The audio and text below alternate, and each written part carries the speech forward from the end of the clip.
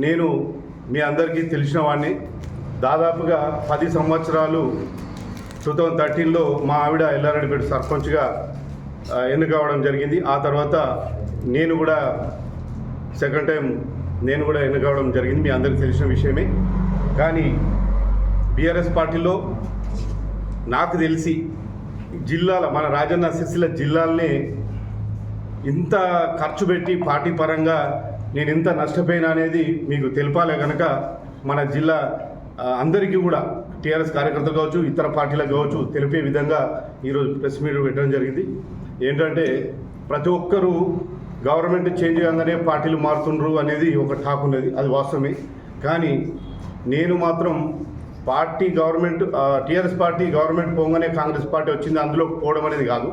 ఎందుకంటే నాకు ఎన్నో టీఆర్ఎస్ పార్టీలో అవమానాలు, అదేవిధంగా ఎంతో నా వ్యక్తిగతంగా 10 సంవత్సరాల నా లైఫ్ కూడా పార్టీ కోసం నేను పనిచేసిన, నాకు సరైన గుర్తింపు లేక నేను లాస్ కావడం అనేది జరిగింది. ఎందుకంటే ఒక చిన్న ఉదాహరణ, ఇవాళ రామన్న అంటే నేను ఎంత ప్రేమ పెంచుకున్నా అంటే 10 సంవత్సరాల నుంచి అటాచ్మెంట్ రామన్నతో ఉండి నాకు ఏదో రకంగా నేను పబ్లిక్ని ఎల్లారెడ్డిపేట మండలం కావచ్చు, ఎల్లారెడ్డిపేట లోకల్లో కావచ్చు, ప్రతి పబ్లిక్లో మనసు గెలుచుకునే రకంగా నా సేవా కార్యక్రమాలు అనే విధంగా నేను 10 సంవత్సరాల నుంచి సేవలు చేస్తూ ఉన్నా. అటువంటిది రామన్న మనసు గెలుచుకోవడానికి కూడా ఎన్నో రకాలుగా నా వ్యక్తిగతంగా నా సొంత డబ్బు వెచ్చించి కటౌట్లు అయితేనేది, ఫ్లెక్సీలు అయితేనేది ఎన్నో రకాలుగా చేయడం జరిగింది. దాదాపు కొన్ని కోట్ల రూపాయలు నేను పార్టీ పరంగా ఖర్చు పెట్టిన. కటౌట్లు ఎవరు పెట్టమన్నారు, నేను ఫ్లెక్సీలు ఎవరు పెట్టమన్నారు అనేది కూడా అనొచ్చు జనాలు. కానీ ఒక లీడర్కు పెద్ద లీడర్ వచ్చిందంటే అది ఆహ్వానం, ఒక గౌరవం. దాని పరంగానే ఈ ఫ్లెక్సీలు కటౌట్లు అనేది దాని ద్వారా ఎందరో ఉపాధి పొందుతారు. ఒక మినిస్టర్ గారు, ఒక ఎమ్మెల్యే గారు వచ్చినట్టే కూడా ఫ్లెక్సీలు కటౌట్లు అనేది పెట్టడం జరుగుతుంది.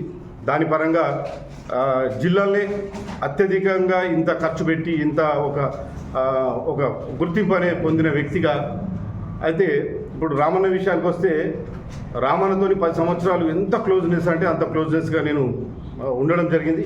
కానీ ఎలాంటి నా వ్యక్తిగతంగా ఎన్నో రకాలుగా ఇటువంటి ఇబ్బందులు ఉన్నాయి. విలేజ్లో ఉండొచ్చు, ఏ రకంగా అయినా కానీ విలేజ్ కావచ్చు, మండలి కావచ్చు, ప్రజలకు కావచ్చు, నాకు కావచ్చు సెల్ఫ్గా. ఎందుకంటే మన గవర్నమెంట్ వస్తే ఎవరైనా బాగుపడతారనే ఆలోచనతో గవర్నమెంట్ రావాలని కోరుకుంటారు. అందులో నేను మొట్టమొదటి వ్యక్తిని బీఆర్ఎస్ రావాలి, మళ్ళీ థర్డ్ టైం కూడా వస్తుందనే ఆలోచన ఆశించి నిరాశపడ్డోని. కాబట్టి ఇప్పుడు రామన్న విషయానికి వస్తే, నేను ఆయన వ్యక్తిగతంగా ప్రతిదానికి ఆయనకు చేదోడు వాదోడుగా ప్రతిదానికి ఆయన ఎంబడ ఉన్నా కానీ నాకు ఎంత నష్టపోయినా అనేది కూడా ఒకసారి మీకు తెలపాలని ఉద్దేశంతో నేను రావడం జరిగింది. ఇవాళ ఒక ఉదాహరణకి ఒక మాట, మనకు నేరెళ్లలో దళితుల మీద ఏం జరిగిందనేది మీకు తెలిసిన విషయమే. అదే తరుణంలో దళితులది నేరెళ్ల సంఘటన జరగకముందే మా ఎల్లారెడ్డిపేటలో డబుల్ బెడ్రూమ్ ఓపెనింగ్ పెడుతున్నాను. ఈరోజు ఇప్పుడు డబుల్ బెడ్రూమ్ ఉన్న ప్లేస్లో ముంగట కూడా ఎస్సీలు ధర్నాకు అనేది ఒక 20-30 రోజులు వాళ్ళు కూర్చోవడం జరిగింది. ఆ రోజే నాకు ఫోన్ వచ్చి, అరే వెంకటరెడ్డి ముంగట నీదే కదా జాగా ఉంది, 1 ఎకర్ ఉన్నది, ఆ జాగా కనుక నువ్వు ఇస్తే అలా డబుల్ బెడ్రూమ్ కడదామని పార్టీ పరంగా నాకు పిలుపు వస్తే, ఏముంది రామన్న పిలిచిండు, రామన్న చెప్పినాక మనం కాదంటామని కూడా నేను 1 ఎకరం ల్యాండ్ అనేది కూడా డొనేట్ చేయడం జరిగింది. ఎందుకంటే పేదవాళ్ళు అక్కడ కడుతుండ్రు, అన్నయ్య చెప్పిండు ఏదో ఒక రకంగా పని నేను కూడా తీసుకోవచ్చు అనే ఆలోచనతో ఎకరం డొనేట్ చేస్తే దాని వర్త్ కూడా 20 కోట్లు, దాదాపు ఇప్పుడు 20 కోట్ల రూపాయలు ఉన్నా నేను ఎప్పుడు బాధపడలేదు. ఇచ్చినా అని బాధపడలేదు. ఇచ్చినాం, ఇంకా ఏ రకంగానో తీసుకోవచ్చు అనే ఆలోచనలు ఉన్నాం. నీకు అన్ని రకాలుగా చేస్తానని కూడా రామన్న చెప్పడం జరిగింది. కానీ ఇప్పుడు కూడా మా బీఆర్ఎస్ వాళ్ళు లీడర్స్ ఇప్పుడు ఉన్న వాళ్ళు కూడా వెంకటరెడ్డి కేటీఆర్ బాగా దగ్గర, ఎప్పుడు చూసినా ప్రతిభాలనే కలుస్తుంటాడు, ఎన్నో రకాలుగా పనులు చేసుకుని ఉంటాడు, దానికి పదంతలు చేసుకున్నాడు అనేది టాక్ అయితే మా మండలిలో నడుస్తుంది. కానీ మా మండలంలో కావచ్చు, మా లీడర్లు పాత లీడర్లు కూడా ఎలాంటి ఇప్పుడు చాలామంది అనుకుంటున్నారు నేను ఎంతో ఆ డబుల్ బెడ్రూమ్ ల్యాండ్కు బదులు ఎన్నో రకాలుగా లబ్ధి పొందిడని అనుకుంటారు. కాబట్టి వాళ్ళకు కూడా ఈ విషయం ఏంటంటే, నాకు సింగిల్ ఎంపీ కూడా రామన్న తరపు నుంచి హెల్ప్ కాలేదు. నేను రామన్న చుట్టూ ప్రదక్షిణాలు ఏడుకొండల వెంకన్నకి ఎట్లా తిరిగినామో అట్లా రామన్న చుట్టూ తిరగడం జరిగినా, నాకన్నా రేపు చేస్తా ఎల్లుండి చేస్తా అని కూడా 10 సంవత్సరాలు నాకు ఎట్లా గడిచిందో కూడా నాకు అర్థం కాని పరిస్థితి. ఆ రకంగా కూడా చాలా బాధలు అనుభవించి ఇవాళ చెప్పాలంటే కూడా ఒక్క టీఆర్ఎస్ కార్యకర్త కూడా ఎవరూ హ్యాపీగా లేరు. ఎందుకంటే నేను 10 సంవత్సరాలు సర్పంచ్గా చేసిన టైంలో దాదాపుగా ఇప్పుడు కూడా లైవ్లా మీరు నా గ్రామ పంచాయతీలో మీరు ఎంక్వైరీ పెట్టుకోవచ్చు. అంటే ఎంత అమౌంట్ ఏమైనా నేను పెట్టినా లేకపోతే గ్రామ పంచాయతీ నుంచి మనకు రిలీజ్ అయినా అనేది కూడా దాదాపు ఇప్పుడు నేను సర్పంచ్గా 10 సంవత్సరాలు అయినా ఈ ఇయర్లో కూడా దాదాపు నాకు 60-70 లక్షలు ఇప్పుడు కూడా నాకు అమౌంట్ రావాల్సి ఉన్నది. అది కూడా లైవ్లోనే ఉన్నది.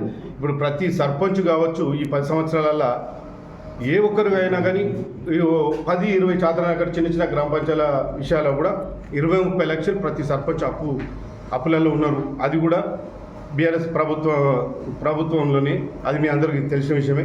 అంటే ఎవరికి కూడా వ్యక్తిగతంగా లబ్ధి లేదు. మన టీఆర్ఎస్ గవర్నమెంట్ వచ్చినప్పుడు 10 సంవత్సరాలు ఎంతమంది కూలిపోయారంటే లోపల ప్రతి ఒక్కరికి లోపల ఉన్నది, కానీ చెప్పుకోలేకపోయారు.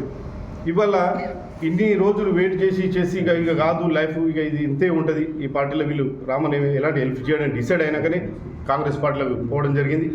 ఇలా ప్రతి సర్పంచ్ కావచ్చు, ప్రతి ఎంపీటీసీ కావచ్చు, ప్రతి ఒక్కరు కూడా అప్పుల పాలయ్యారు. 100% ఇది గ్యారంటీగా ఈ 10 సంవత్సరాలనే. ఇలా ఉదాహరణకి ఒక మాట 300 కోట్లు డ్యూ ఉన్నది పద్మశాలీలకు చీరల విషయంలో అంటే కూడా అది కూడా బీఆర్ఎస్ ప్రభుత్వమే. ఈ వచ్చి కాంగ్రెస్ పార్టీ 4 నెలలు కాలేదు, ఇప్పుడే ఈ 300 కోట్లు ఇవ్వాలి, ఇది అంతా వీళ్ళ మీద ధర్నా చేయాలి ఈ పార్టీ మీద అనడం కూడా తప్పే. ఎందుకంటే అది కూడా పాపం అంతా బీఆర్ఎస్ పార్టీకే చెందుతుంది. ఇలా పద్మశాలీలకు కూడా పొన్నం ప్రభాకర్ నిన్న మొన్న కూడా ప్రెస్ మీట్ పెట్టిన టైంలో కూడా మేము ఇస్తామని వాళ్ళు మాట ఇవ్వడం జరిగింది. కానీ ఈ ప్రతి పాపం ఇవన్నీ పాపం వెనుక బీఆర్ఎస్ పార్టీ, అందులో గౌరవ మాజీ ముఖ్యమంత్రి వర్యులు చంద్రశేఖరరావు, మన స్థానిక ఎమ్మెల్యే కేటీఆర్ తప్ప వేరే వాళ్ళు కాదు. ఎవరి మీద ఉద్దేశం ఏం లేదు. నేను ఇవాళ పార్టీ మారుతున్నట్టే ఏ లీడర్ పరంగానో ఏ పార్టీ పరంగానో కాదు, కేవలం రామన్న మీద ఉద్దేశంతో ఆయన నాకు ఎలాంటి హెల్ప్ జరగలేదు. మన కాన్స్టిట్యున్సీలో కూడా ఏ లీడర్ కూడా ఏ చిన్న లీడర్లకు కూడా ఆర్థికంగా అందరూ అప్పుల పాలయ్యారు, గ్యారంటీగా చెప్తున్నా. ఎందుకంటే ఆయన కావాల్సిన రిలేషన్లో ఒక వెల్మాస్ అందరూ బాగుపడ్డారు అంటారు. వాస్తవాన్ని కూడా వెల్మాస్ కూడా ఎవ్వరూ బాగుపడలేదు. వాళ్ళకు రిలేషన్లో వాళ్ళకి దగ్గర ఒక 2-3-10 కుటుంబాలు కావచ్చు, కానీ 90% వెల్మాస్ కూడా బిచ్చపు లెక్కలు ఉన్నాయి. ఒక్కొక్క దగ్గర డబ్బులు లేక తల్లాడుతున్న ఇజ్జత్ కోసం తెల్లబట్టలు వేసుకొని తిరుగుతారు తప్ప ఏ వెల్మాస్ కూడా బాగుపడేవాళ్ళు లేరు. ఆయనకు కావాల్సిన బంధువులు ఒక 5-6 కుటుంబాలు చెప్పుకోవచ్చు. అదేవిధంగా కాన్స్టిట్యున్సీలో కూడా లీడర్లలోకి వస్తే ఒక 7-8 మంది 5-6 అక్కడ వాళ్ళు ఇద్దరు ఇక్కడ ఇద్దరు అన్నట్టుగా మండలికో ఇద్దరు ఒకరు బెనిఫిట్ అయ్యారు.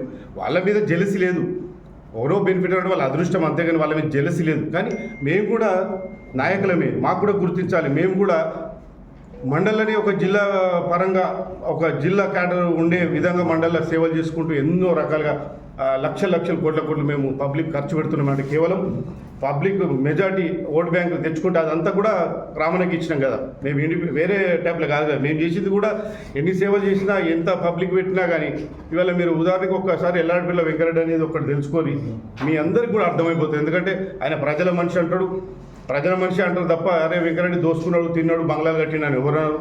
ఒకప్పుడు ఇదే 10 years బ్యాక్ నా లైఫ్ ఏమంటే ఇదే 10 years బ్యాక్ ఇదే పొన్నం ప్రభాకర్ అన్న కావచ్చు, శ్రీధర్ బాబు కావచ్చు, కేకే మహేందర్ రెడ్డి కావచ్చు, కొట్లపేట దగ్గర ర్యాలీలో వెళ్తూ ఉంటే ఇదంతా వెంకరెడ్డిదే, ఈ ఏరియా మొత్తం వెంకరెడ్డిదే అని పొన్నం ప్రభాకర్కు శ్రీధర్ బాబుకు ఇదే కేకే మహేందర్ అన్న నా ఎస్టేట్ అంతా చూపెట్టాడు. అంటే 186 ఎకరాలు నాది.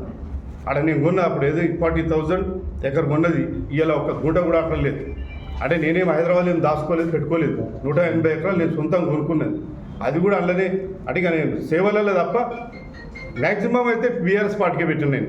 ఎందుకంటే నేను ఎంత పెట్టాను. ఉదాహరణకి సీఎం గారు సిరిసిల్ల వస్తున్నట్టే కూడా ఎల్ఆర్డీపేట్ల ప్రజలను తీసుకురావాలి, పబ్లిక్ని తేవాలంటే కూడా పై నుంచి పార్టీ నుంచి ఇంత ఫండ్ అనేది వస్తుంది. నేను ఎలాంటి రూపాయి కూడా నాకు ఎవరు కూడా 10 ఏళ్ళు ఇవ్వలేదు. ఒక్క రూపాయి టీఆర్ఎస్ పార్టీ పైసలు కూడా తీసుకోలేదు. వాళ్ళందరూ కూడా కార్యకర్తలు వెంకరెడ్డి అంటేనే 10 బస్సులు పెట్టినా 10 బస్సులు నిండేది.